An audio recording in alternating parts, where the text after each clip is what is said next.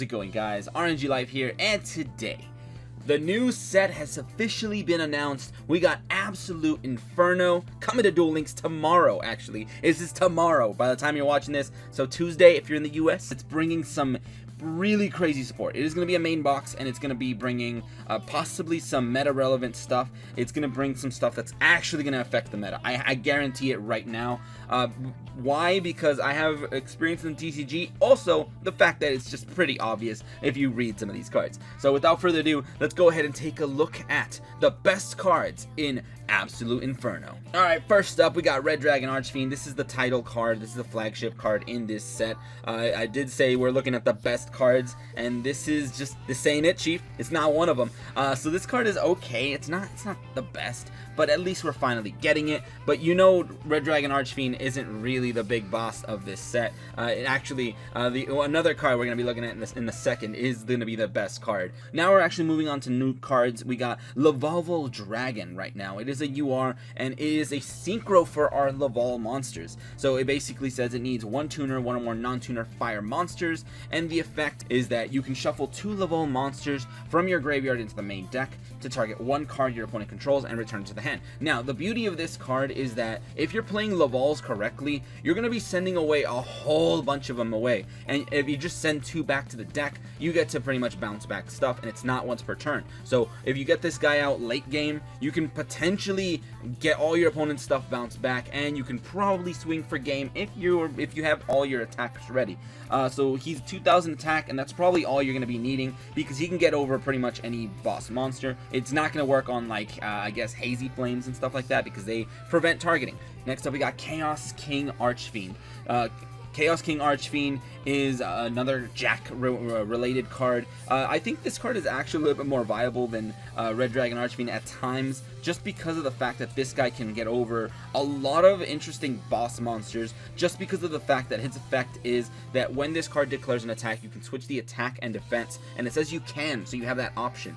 You're not forced to, but you can switch the attack and defense of all face-up monsters your opponent controls until the end of the battle phase. So basically you're hitting into a monster with 3000 attack, 1000 defense. Well, now it's got 1000 attack, and you can at least deal a little bit of damage. So I think that's pretty good, but this is still not the best card we should be looking at. This is it. This is it, Chief. Alright, so finally we're here. Cerulean, Sacred Phoenix of Neph. The rituals are back, and oh my goodness, Neph is gonna be insane, I must say. So basically, Cerulean Sacred Phoenix of Neph is a level 8 fire winged beast ritual monster. It has amazing effects. It has an amazing stat line for the most part. 3000 attack is nothing to scoff at. This guy is really strong. Also, the fact, if you guys look over some of these cards, this guy can be searched once per turn. It has a really nice effect as well. Obviously, you need to summon it with its ritual spell, or you can, but you're gonna want to summon it with the ritual spell, trust me. But once per turn, during your main phase, you can destroy Neph's cards in your hand and or face up on the field, then destroy an equal number of monsters your opponent controls. Why is that good? Because it basically, you summon it, and then you can send stuff away. You can destroy things, not send. So you destroy things in your hand. All those cards are going to get their effects, because if you guys don't know, Neph's monsters all get effects when they're destroyed. As for which ones you're going to want to destroy, we're going to have to look more into those in the future. But you also get to pretty much clear your opponent's board and then just smack them. Also, this one has a secondary effect that does say during your next standby phase after this card was destroyed by battle or card effect, you can special summon this card from the grave. So it's kind of like the actual ancient Sacred Phoenix or Ancient Phoenix of Neph, whatever the original is called. So it comes out like that. So basically it just doesn't leave the field unless it is banished or it has its effect negated in some weird particular way. But once it's in the grave, it just comes back, and that's really, really strong for being a boss monster in a ritual deck, especially if you're running 3 copies of this, which you're probably going to want to do if you are going to aim for the next tier 1 meta deck. Now, I talked about the Sacred Phoenix, but we have other things in the game now, which are the Brotherhood of the Fire Fists monsters. We're getting more Fire Fists, and Spirit is the tuner. It cannot be used as a synchro material except for the synchro summon of a beast warrior monster, which is fine because you're pretty much only going to want to go for the Fire Fist synchros, so it doesn't really matter. When this card is normal summoned, you can target one level 3 fire monster with 200 or less defense in the grave. Now the beauty is that there's a lot of monsters, fire monsters with 200 or less defense just in the game, so you can pretty much revive any of those. But this is part of the, I think, the 3-axis fire fist that was part of the TCG, and it was actually really strong. It can revive a thing so that you can synchro on that same turn. Revives it in defense position, and if you do, monster you control cannot attack for the rest of the turn, except Beast Warrior type monsters. So that's the only downside. But if you have a full-on Beast Warrior deck, then oh yeah, you're gonna be able to beat down your opponent pretty hard.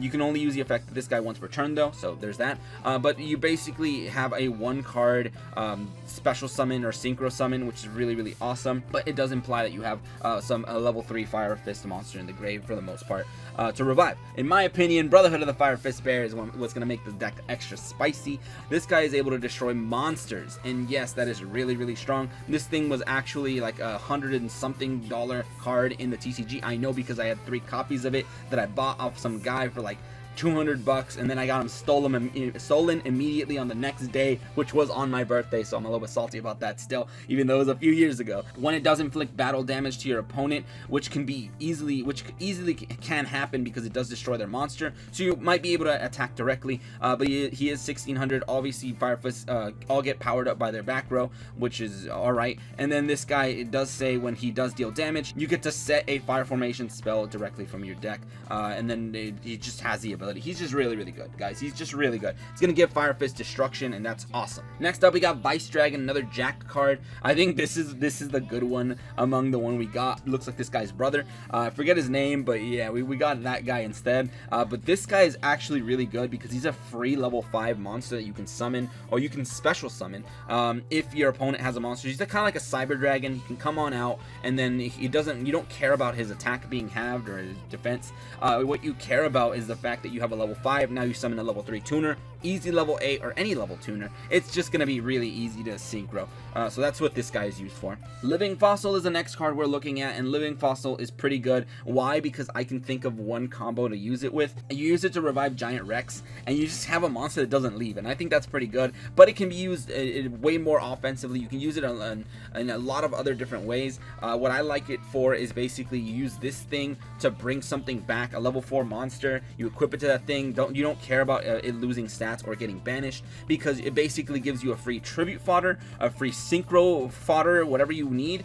It gives you a free thing, and that's awesome because that's how Living Fossil works. So you're not going to be using this to beat down your opponent. You're going to be using this to get a free monster you can tribute, whatnot. So maybe Ultra Athletes might be using this. I'm not sure, but yeah, there's definitely some potential there. Dark Bribe is the last of the URs, and this was a really good card in the TCG, and then people decided, no, this card is terrible because it lets your opponent draw. But basically what it says is when your opponent's spell or trap is activated, your opponent draws 1 card. Also, negate the spell and trap activation, and if you do, destroy it. So it's good because when your opponent's going to activate one really annoying spell, trap, whatever, you basically say, no, I'm not going to let you do that. Instead, draw a card, but I will destroy the card you just activated. So that card can be good. It can save you, but it does give them that draw, and that can be pretty dangerous. But I definitely think this card is going to be pretty good. Moving on to the SRs, we got Brotherhood of the Fire Fist Horse Prince. Horse Prince is here. This is one of the main Fire Fist monsters you're going to be going into. It does need a fire tuner and 1 or more non-tuner monsters. So it doesn't matter, you're basically going to be making him with Fire Fist. But it does state, when this card is synchro summoned, you can special summon 1 level 3 fire monster from your deck.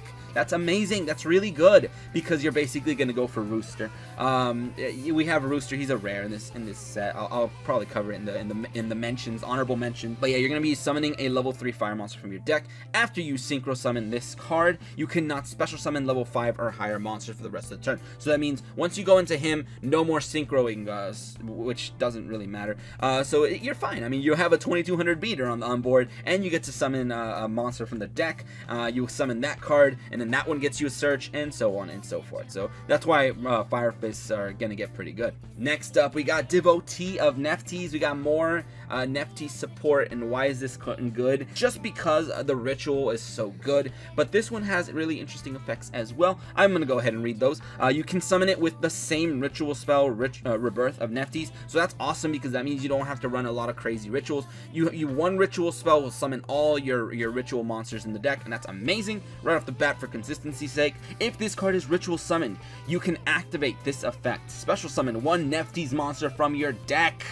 Also during the end phase of this turn, then destroy that card. So what do you want to do with this? You're basically gonna want to summon Sacred Phoenix of Neph, not the ritual. You cannot summon the ritual that way. It would be nice, but no, you cannot. So you can summon your Sacred Phoenix of Neph, the other one, and once you summon that guy, he can blow up the field because he's gonna be destroyed during the end phase. He comes back, he blows stuff up, and that's pretty good. Now it also continues to say another effect you can activate. If this card is in the graveyard, you can destroy one Neph card in your hand, and if you do, special summon this card. So the beauty is that these Neph cards just keep coming back. You can't get rid of them unless you banish them. So maybe Amazonists are going to see some no more play. I'm not sure because their banishing is just going to be really essential for taking on this deck.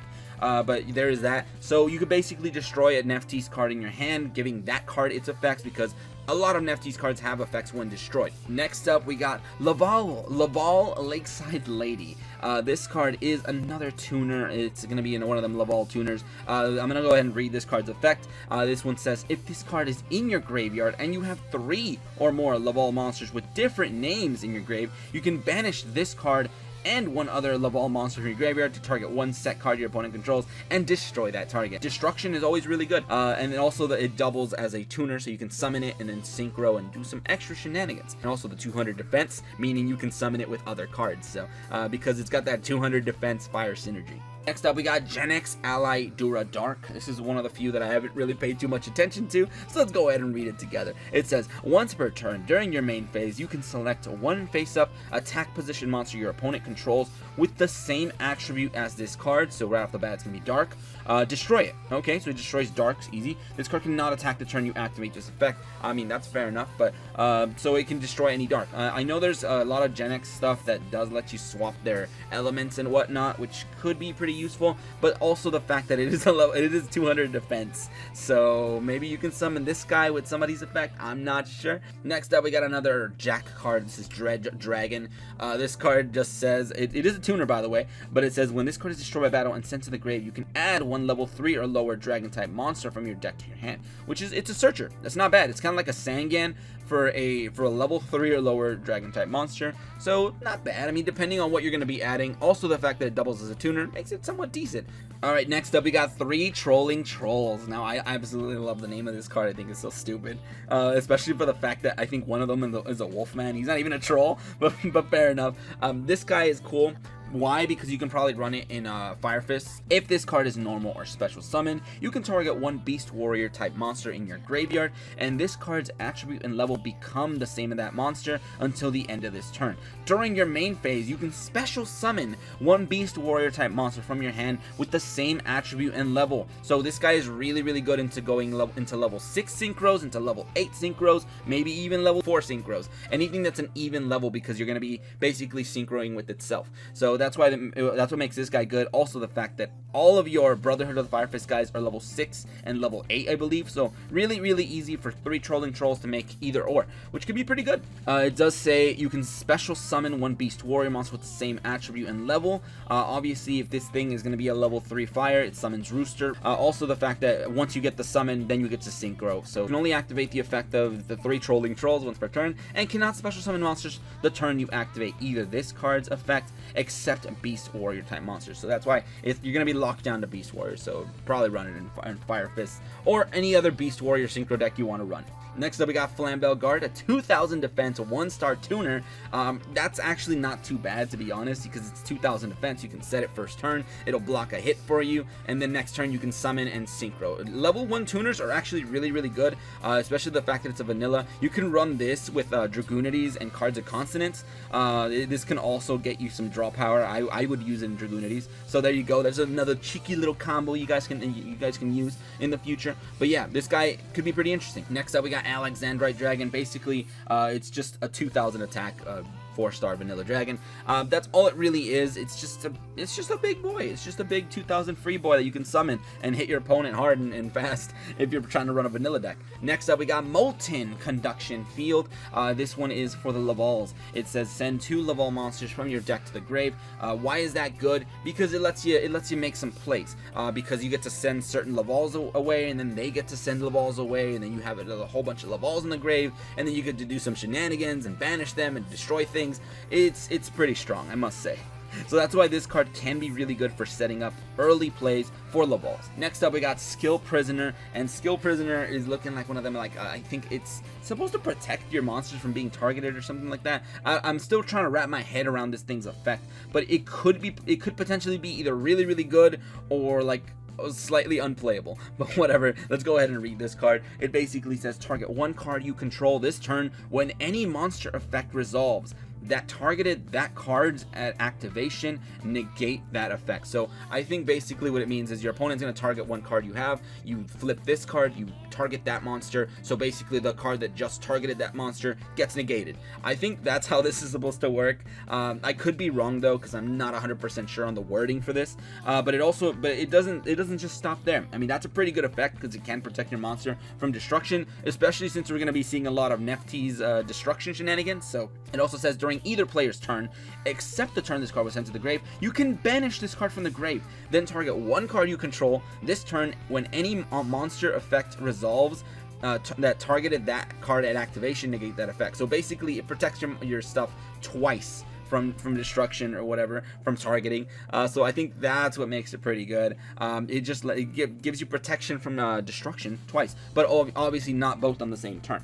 So that's why I think Skill Prisoner is going to be good. If not, let me know in the comments if it works in a different way. I'm trying to decipher this the best I can. But yeah, so that's how I think that works. And then last SR we're going to be looking at is called Bad Aim. Now this one is somewhat similar to the other card Skill Prisoner, just because it's kind of working off of the whole like targeting shenanigans. So I see a lot of targeting with Quakimerus. They summon their big Maximus, their big dragon, and he's going to be popping a card on the field. So basically in response to that, you would activate this card, target another different card on the field. It could be mostly going to be one of your opponents, and you can destroy that one instead. So that's what makes this card good. If used with Maximus, it could shut them down because bam, they lose their monster, so GG, get wrecked. It punishes them for trying to go offensive with their Maximus. Also, it can be used with all the new stuff because Neph is going to be annoying and they're going to be popping for days. So there's that. And that would be it for the SRs. We're going to be going into some honorable mentions to some other cards that I think are going to be pretty cheeky, pretty necessary. I know I've listed some names of some cards. I've name dropped a few cards, so we're going to be looking at those. Alright, first of all, we got Brotherhood of the Fire Fist Corrine. This is a level 8 Beast Warrior. Why am I naming this one? Because it is a synchro for Fire Fist. Also, it is a level 8, so your orcs or whatever, the trolls, the trolling trolls, you're going to be able to use that for these, because it is going to become a fire tuner. Its effect, it does state when this card is synchro summon, you can set 1 fire formation, spell or trap directly from your deck. So on summon, you get a free thing. All monster opponent controls lose 100 attack for each spell and trap card you control, which is not bad, but he's got a big defense. So I mean, you're probably going to want to go into Horse Prince more. Laval Volcano Handmaiden is another, I think, staple for Lavals. Why? Because it is a tuner, it's a level 1. Also, if you send this card to the grave while you have another Laval in the grave, you can send another Laval monster from your deck to the grave. I'm not sure, but I think if that means can you go maiden into maiden into maiden and then into a last card, that will let you pump up your grave, give you a whole bunch of monsters in the grave, so that you can do a whole bunch of other shenanigans. I think that could be pretty good, to be honest. So I just wanted to give her a mention because I think she's really good in Lavals. And here he is. We finally are looking at Brotherhood of the Firefish Rooster. Rooster is one of the cards I wanted to talk about because this is one of the ones you're going to be special summoning with everybody's effects. Everyone wants to get this bad boy out. He's a pretty boy for a reason. So it says when this card is special summoned by the effect of a Fire Fist monster, you can add a 1 Fire Fist monster from your deck to your hand. So it's a free search if summoned with a Fire Fist, so with the Horse Prince. So there you go. You can only use the effect of Brotherhood of the Fire Fist Rooster once per turn. Once per turn, you can send 1 face-up fire formation, spell and trap card you control to the graveyard, and set 1 fire formation, spell and trap directly from your deck. So why is that good? Because it lets you kind of shuffle through your fire formation cards. So you For example, maybe you don't need one that's already on the field. You can get rid of it and set something else. So that's why he's good. Also, the fact that you can just summon him and get a free search. So he adds consistency to the deck, and you can summon him from the deck. So he's gonna be a really good card. Maybe at least run 1 or 2. Now here they are. We're looking at more Nephthys cards. Are these gonna be played? I'm not sure, but there are more Nephthys, and I think you're gonna want to run a lot more Nephthys stuff just so you can get all your effects of all your Nephthys, because a lot of these have effects when they are destroyed and all this other stuff. This is Disciple of Nephthys, a level 2. They're all spellcaster level 2s for the most part. It also says during your main phase you can destroy 1 card in your hand, and if you do, add a Nephthys monster from your deck to your hand, except Disciple of Nephthys. So basically this can add you your big ritual monsters, which is awesome. During your next standby phase, after this card was destroyed by a card effect and sent to the grave, you can add 1 Nephthys spell or trap from your deck to your hand. So that can add you your ritual spell. So that's why I think Disciple is really good, because no matter what, you're probably going to get a search, and that's why she's pretty good. But there's that, but I don't know, she might be a little bit too slow, so there might be a quicker way to run the deck. Another card that's going to be pretty good is Fire Formation YuGiOh. Continuous spell, obviously, but why is this card good? I'll go ahead and read it to you. It says when you activate this card, you can target 1 face-up card your opponent controls, monster, back row, whatever it may be, probably a monster. So it says discard 1 beast warrior type monster because you want them in the grave. Remember, you do want them in the grave, and if you do, destroy that card. So it gets you destroy their monster early. It gets you a card in the grave. You summon Spirit gets a revival. You get a synchro. You get a 2000 beater. That one revives or summons Rooster from the deck. You have a what, 1500 beater, and then you get a search. Yeah, I'm telling you, this card's gonna set up a lot of plays. So this rare is gonna be pretty good. And last up, we got Rebirth of Nephthys. There's obviously a lot of cards I want to cover, but I can't cover all of them. But I did want to talk about the actual ritual spell. It isn't normal, but this is going to be used to summon the Nephthys monsters. Why am I saying this deck is going to be tier 1? Because, well, I mean, if you read this card's effect, it's pretty crazy. It basically says this card can be used to ritual summon any Nephthys ritual monster. So that's pretty good right there. You must also tribute monsters from your hand or field whose levels equal or exceed the level of the ritual monster. So right there, that means you don't have to match the level. You can go over, and that's awesome. So you can send 2 Sacred Phoenix if you want, pretty good, but that's not what you're going to want to send. What you're going to want to send, it says right here. Then, if you tributed Devotee of Nephthys or Cerulean Sacred Phoenix of Nephthys, you can destroy 1 card on the field. So when you summon your big 3000 Cerulean Sacred Phoenix, or whatever, when you summon that thing, you also have a destruction. I think that is amazing, but you do have to pretty much max out on the ritual monsters. So I think that's what makes this card a lot stronger. So maybe I think Sonic Bird is going to be really good in the deck. I don't know.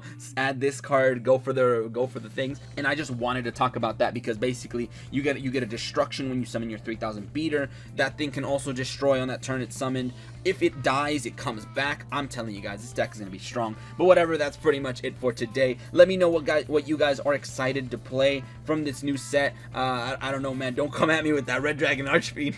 But whatever, I'm pretty sure it's going to be Nephthys because this deck is looking really spicy. But whatever, that's pretty much it. And if you guys enjoyed, go ahead and leave a like, share, and subscribe for more Duel Link shenanigans. But anyway, thank you guys for watching today. Have a great day, and see you guys.